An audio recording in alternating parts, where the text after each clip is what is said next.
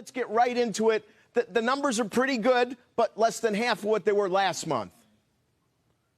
Right. But as you say, the numbers are good. There are a number of things to look at in the numbers as well.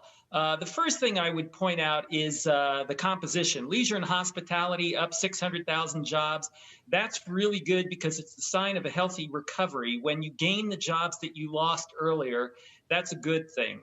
The other thing I'd point out is that the unemployment rate down to 10.2, which of course is great given where we thought we'd be at this point, may be a bit of an understatement of the true unemployment rate.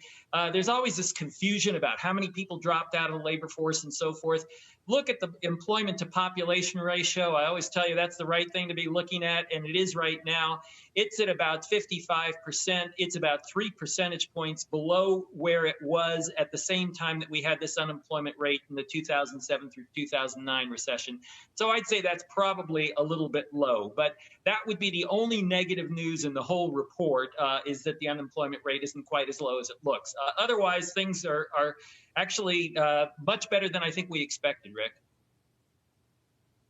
Now, you know, seasonal adjustments are an issue, especially when we talk about teachers going back and closures for autos. And I noticed on the non-seasonally adjusted data, the jobs, total non-farm jobs, was only 591,000 versus the entire private payroll, which was very close to the seasonally adjusted number, right around 1.4 million. How much are we missing because of seasonal adjustment issues?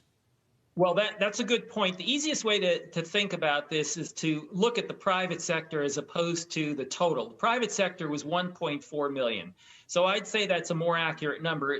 That, too, of course, suffers from seasonal adjustment issues, but not as much as the government, because the government issue that, as you point out, teachers coming back, teachers being laid off at different times, that's going to be an issue. But the easiest way to deal with seasonal adjustment is to look at the same month a year ago. And if you look at it, it's just about where we were last year. So it's pretty close to flat on that dimension. But the private sector number of 1.4 million is quite good.